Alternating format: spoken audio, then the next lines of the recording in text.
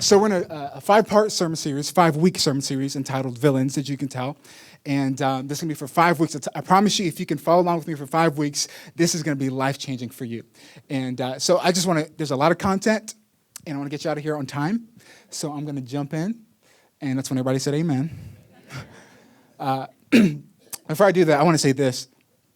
Pride is a dangerous thing. There's a good pride, of course. There's a good pride that you and I know about. There's pride to take pride in your family, in who God made you to be, in your vocation. There's good pride, but there's also another side of pride that's also dangerous for us. And for me, I grew up in Las Vegas, and I have a friend named Brian. Brian is super tall. He's like 6'7". Okay, he's huge. He played basketball. We both did. You can't tell from my stature, but I played basketball, trust me. And he played for 4 years in high school. And this is our junior year, I think, of high school. Brian, he's 6'7". He's actually so good that he got a couple scholarships to play a college ball. He actually had a scholarship to play Marquette. And so Brian is a pretty good basketball player. He's really decent. He's 6'7", stocky guy. He's a big guy. But he's also the most gentle, humble, kind-hearted person that you'll ever meet, I promise. And there's this another guy. His name is Brian. So there's tall Brian, and then there's shorter Brian, okay? Shorter Brian, he's the guy that walks into the room, and he won't stop talking about what he just did or what he just saw or what he's going to do. He's just always bragging about what's the next thing that he's doing. Look who I took a photo with on Instagram, right? That's who Brian is. And so Brian is just this guy. He just walks in the room. He's just going to dominate the conversation. He's going to control the room, all that. And so we're playing ball. I mean, like, Brian tries to hang out with us sometimes. So shorter Brian, he tries to hang out with us sometimes. He'll, come out to the coffee shops. He'll go to Taco Bell after school, because that's what you do after school. You go to Taco Bell. And he would go to the lunchroom, cafeteria, he'd go to the gym, hang out with us. And so he's always walking around trying to follow us, figuring out what we're doing. And one day, we're playing basketball at PE. Okay, that was probably my favorite part of school was PE. Don't judge me, it's probably yours too. And so we're at PE, we're playing basketball. And now typically at PE, what happens is most people during PE, what they do is they split up the guys and girls. So girls go outside sometimes, or guys go outside, and then vice versa. And so, but this time it was raining outside, so everybody was inside the gym.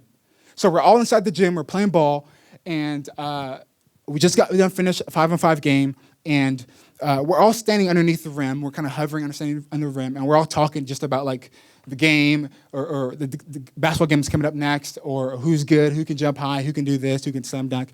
And so we're under the rim just talking, and short Brian comes up, and he hears the conversation, and he's like, I could grab the rim.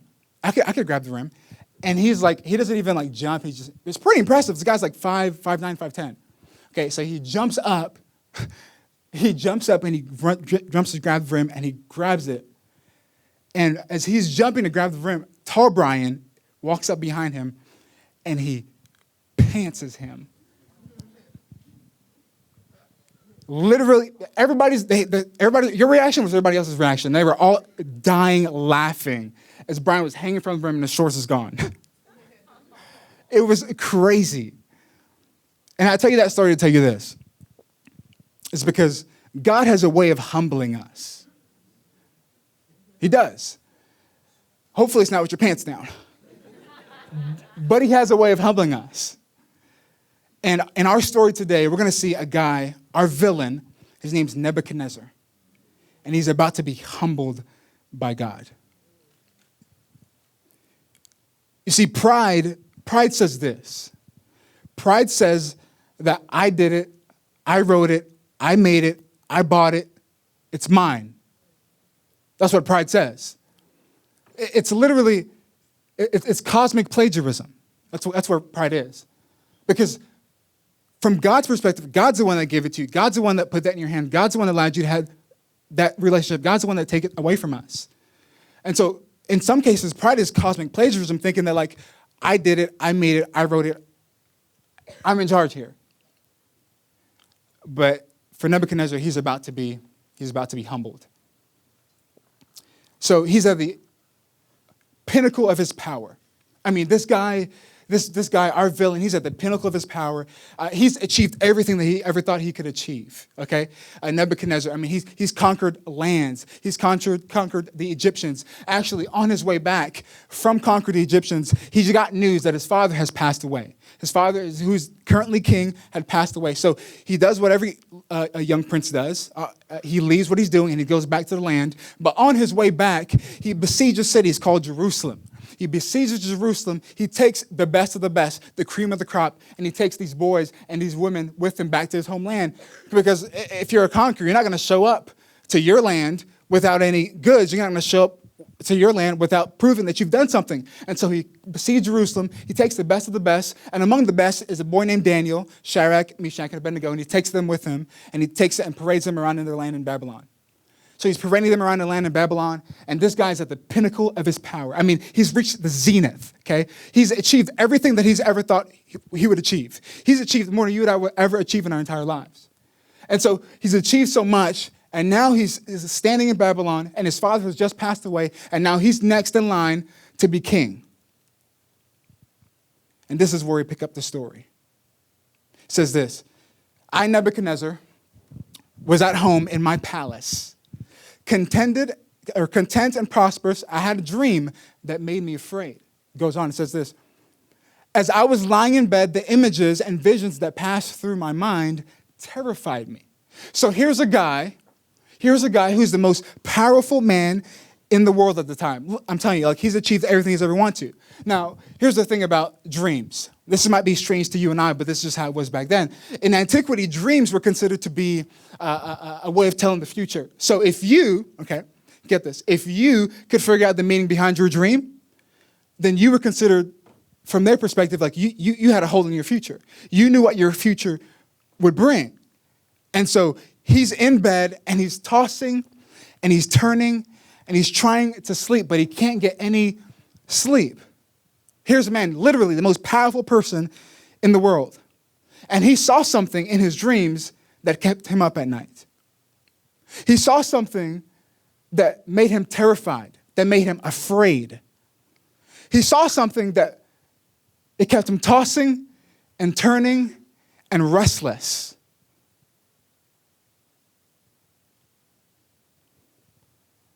But what's interesting to me is that, did you see that in the first verse, where his dreams came from? This place? It came from a place where he's content in my palace, content and prosperous. He has everything he can ever imagine, and yet he's struggling to sleep at night.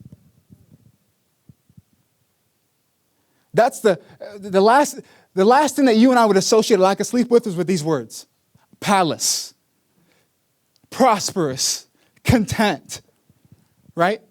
Isn't it true? I mean, I'm sure he thought the opposite, right? Man, someday after I'm done wielding my sword, taking everything for what I want, getting my way, after I'm done in my palace, content, have everything that I ever need in my palace, content and prosperous, then I'll finally have some sleep. But yet he's in a place where he can't get the very thing that he wants, the most basic needs of life, but yet he has everything. Prosperous. See, I don't know about you, but for me, when I'm struggling to sleep at night, it's usually because I'm tossing and turning, because I'm stressed about some decisions or some schedules or some conflict or something like that. I'm stressed. I'm trying to figure out myself. Now, this is what I've learned. Like, if I'm stressed about something, if my life looks like that, that's because I'm trying to build me. I'm trying to build my house and not his. I'm trying to build my house and he's not involved. But what he has promised, what God has promised is that if you let me build your house, I'll let you sleep at night. If you let me build your house, I'll let you sleep at night. And guess what? If you sleep at night, guess what? Your life is going to be better. Come on, somebody said amen. There's nothing better than good sleep. And something he saw in his future made him afraid. Now, in just a moment, we're going to see what that was, or what that was that made him afraid. But we know that what made him afraid, it made him terrified. And we're going to see that like what made him terrified was actually what he's afraid of. He was afraid of the fact that he might actually lose everything. For once in his life, he's afraid that he might actually lose everything that he's ever worked for and built. So this guy, the most powerful man in the world, he's got everything by his power, by wielding his sword and his power and his might, and he's afraid that he might actually lose his kingdom, lose the world that he's built at the time. And so he's afraid that he's going to lose it. By the way, have you ever been there? Afraid that you're going to lose something that you've been building? Tossing and turning at night, trying to figure out what's next. And it's keeping you up and it's keeping, come on, this is the Bay Area. You move here for your dreams to be accomplished.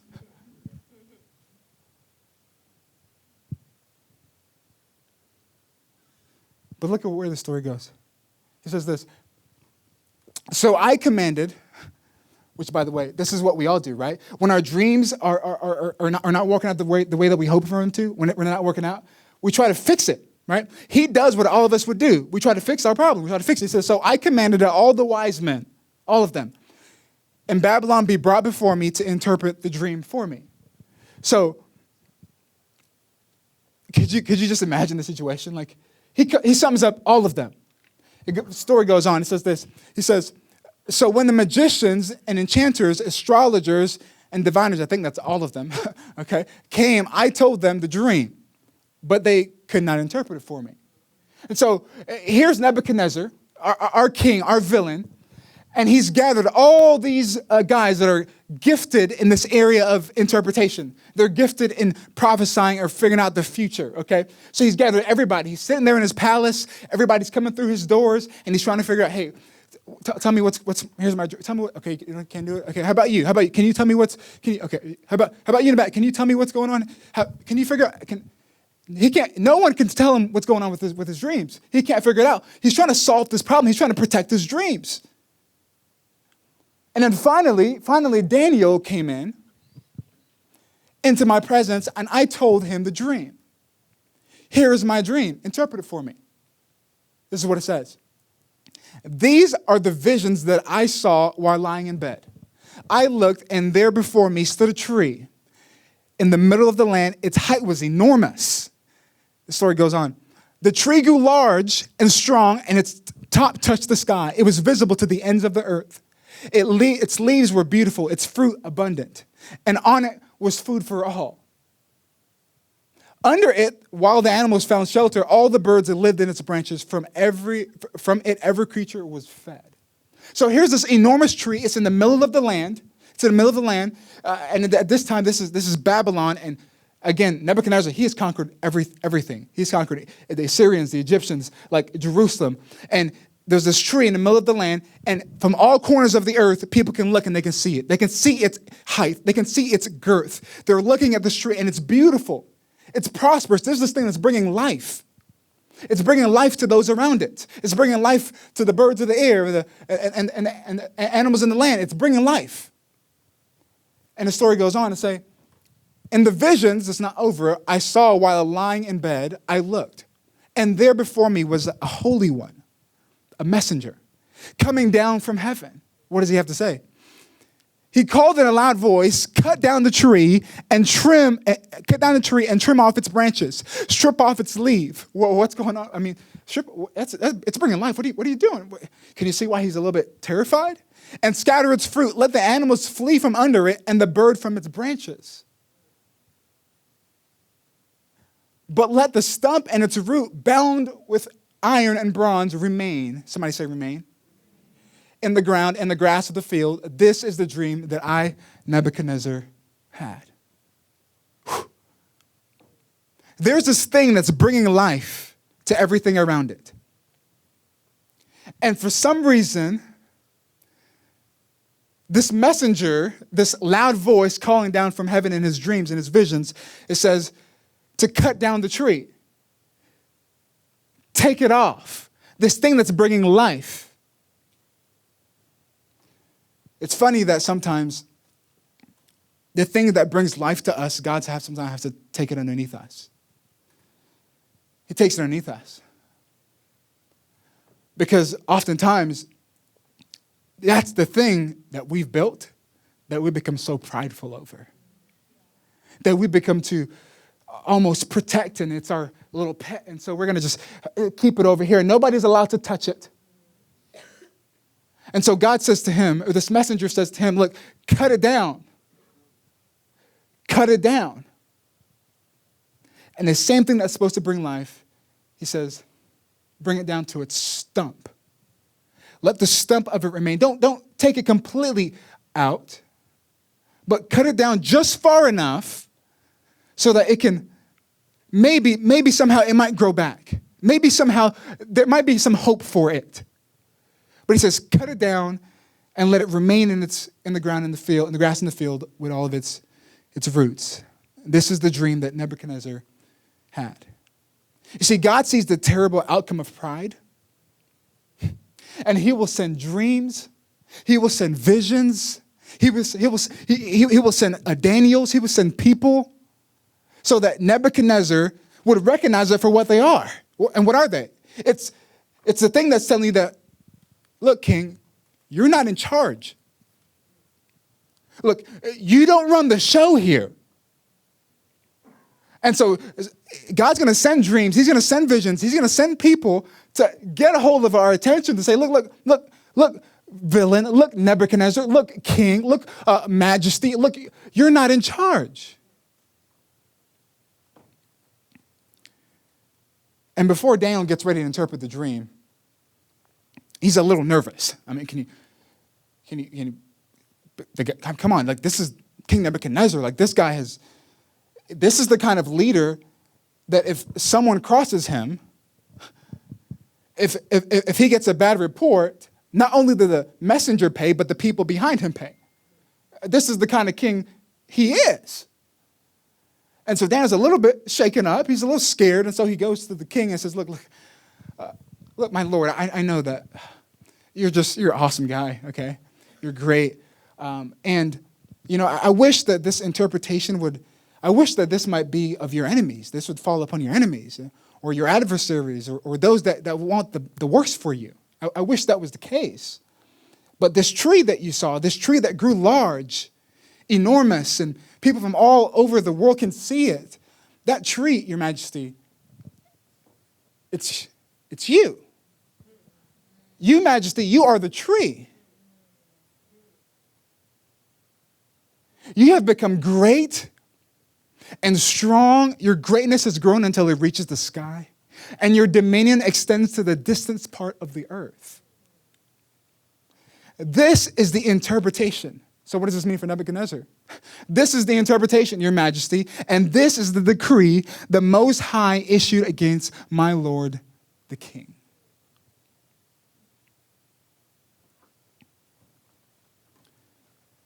And here is Nebuchadnezzar, and he's received the interpretation of what's happened. So what's going to be done with him? What is he going to go through as a part of the decree? This is what it says. It says, Nebuchadnezzar, this is the decree for you. It says, you will be driven away from people. You're going to be ostracized from society and the people around you. The people that you used to ruin and rail over, you'll be under. He goes on to say, you will live with the wild animals. The food that was brought to you on a silver platter you didn't think second thoughts about? Yeah, you're going to be living with them now. He goes on to say, you will eat grass with the ox. Goes on to say, you will be drenched with the dew of heaven. Look, that palace that you were living in before, that belonged to you, that you used to reign and rule in, that you wielded the sword to get to where you are today, that palace that you're living in, you're not going to live in it anymore. But in fact, you're going to be living among the animals. And you're going to be fetching for your own food. For how long? Well, it says, your hair will grow like the feathers of an eagle, and your nails like the claws of a bird. Look, you won't even be able to afford a haircut. Most basic needs. And he says, for how long will this decree happen? This will go on for 7 seasons. That can mean 7 seasons or 7 years. It says, until you acknowledge that the Most High is sovereign over all the kingdoms on earth and gives them to anyone he wishes.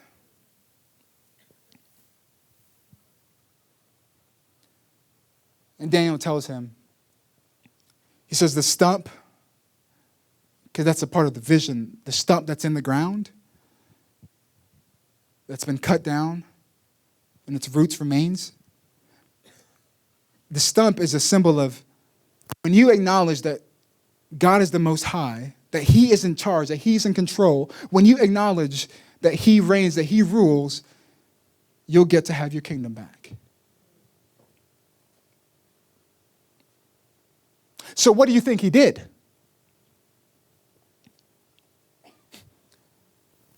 Daniel pleads with him. He says, look, dude, you should probably consider another option. Daniel's trying to get him to figure out, look, this is where you are right now, and this is the decree that this message that your future is holding before you. This is what is going to happen. So this is what you should probably turn the ship around. You should probably figure out another direction. And Daniel's trying to get a hold of his attention. But it's King Nebuchadnezzar. I mean, his father was this way. His great-grandfather was this way. I mean, his son would probably be this way. This is who this guy is. This is all he's known. This is what he was engineered to do. This is the king. This is the king that just a couple pages ago, he looked at everybody, and he created the shrine of gold that's an image of himself, and he commanded everybody in the land to bow down before it. And if they don't, there's some consequences you have to pay, and you get burned alive. This is this guy. So what do you think he did? Well, 12 months later, he's on his royal palace of his roof in Babylon. And he says these words, comes out of his mouth. He says this. Is this not the great Babylon I have built as the royal residence? By my mighty power and for the glory of my majesty? Incredible. Thank you. That this king has built. Thank you. Give it up for these guys. He says, is this not the great Babylon I have built as a royal residence by my mighty power and for the glory of my majesty? Come on, isn't this what I've built? Isn't this what I've created? And he's on his palace, glazing over the people and the peasants that are down there, and he's saying, like, this is what I've done. This is what I've built. Look at me. Look at me. Look at what I've done.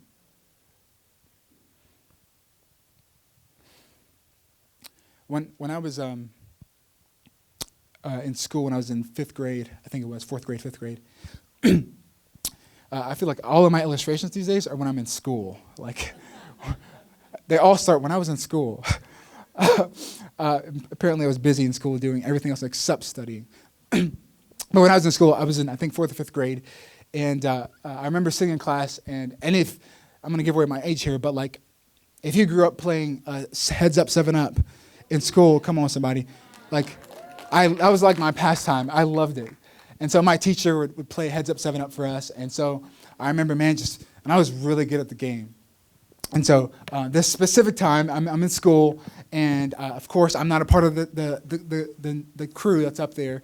But I'm in my chair, put my head down, my thumbs up. My classmates doing the same thing. We have a thumbs up and our heads down. And someone comes by and they hit that's a good feeling, right? That's a good feeling when you know what I'm talking about. And so like, yes, I'm gonna get a chance. And so everybody's up there, and my classmates are up there, and they're like, okay, all right, stand up if you got picked. And so they're calling I'm like, so-and-so. I forget their name, but I said, so-and-so. And I was like, oh. He's like sad. He's like, oh, man, he picked me. And so he leaves. I've replaced his spot. And, man, every time I played that game, I was really good at it. But until I was caught. You know what I'm talking about. And April is her name. April, she snitched on me, man. Snitches get stitches, right? And she snitched on me. She said, April, little girl, like, she said, look, Akeem's cheating. Akeem's cheating. He's peeking. I'm like, shut up. How do you know I'm peeking? Like, how do you know I'm peeking? And finally, like, the teacher calls me in one time after class, and she's like, Akeem, like, I think it was recess, like, everybody went out to play, and she calls me, she's like, are you cheating? And I said, no, I'm not cheating. And so she's like, are you sure? I was like, no, I'm just really good. Right? Competitive. Anybody here competitive like me? And so, like, but eventually, after one time we played the game again, I came up to her after school was over, and I said, look, I forget what my teacher's name was, but I went up to her. I don't remember. I remember April because she snitched on me. To my teacher, I said, look, hey, I'm sorry. I've been cheating playing Heads Up 7 Up. And she said, Akeem, you can't do that, obviously. And she said these words. She says, you have to play by the rules. You have to play by the rules.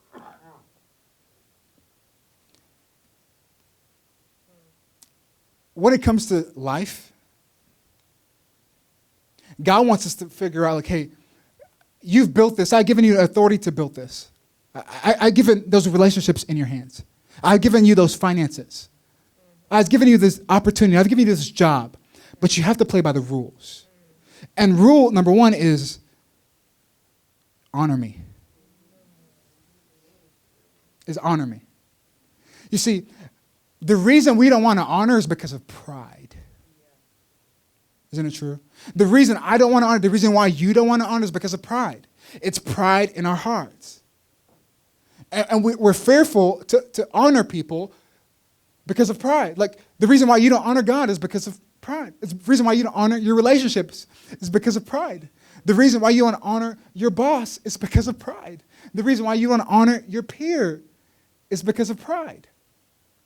Because we're afraid, don't miss this, we're afraid that if someone else become heavy, then we become lightweights.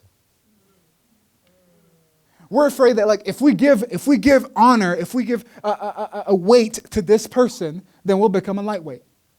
And if you're anything like me and you're ambitious, you're afraid of the fact that, like, you might actually not get anything. You're afraid that someone's going to get theirs and you're not going to get any for yourself. And so there's this pride inside of us that holds us back from honoring. But here's the thing. The opposite of that is true. Because when you honor, your world gets bigger. When you honor, your relationships get better. When you honor, your marriage gets better. When you honor, your workspace gets better. When you honor, everything else around you elevates. Everything else around you elevates. And guess what? When everything else elevates, you elevate. You get better. Your life gets better. Your family gets better. Your marriage gets better. Your community gets better. This city gets better.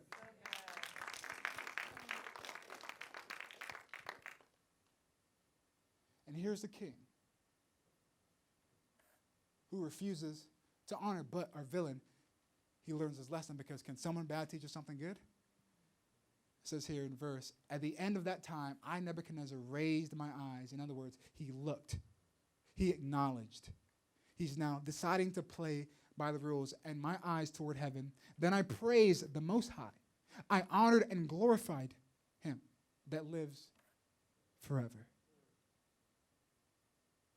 At the same time that my sanity was restored, my honor and splendor were returned to me for the glory of my kingdom. But it looks like he's getting a little bit powerful, but no, it says, but my advisors and nobles sought me out, and I was restored to my throne and became even greater than before. Now I praise and exalt and glorify the King of heaven because everything he does is right, and all his ways are just, and those who walk in pride, he is able to humble. You see, when you honor, your world gets bigger. And so, friends, let me encourage you this. Tomorrow, in your workspace, in your community, with your friends, with your family, honor. Elevate everything else around you. Why? Why? Because when you honor, when you elevate, your world gets bigger. And now you get to play by the rules. God said you can play. You just got to play by the rules. Let me pray for you. God, thank you so much for who you are.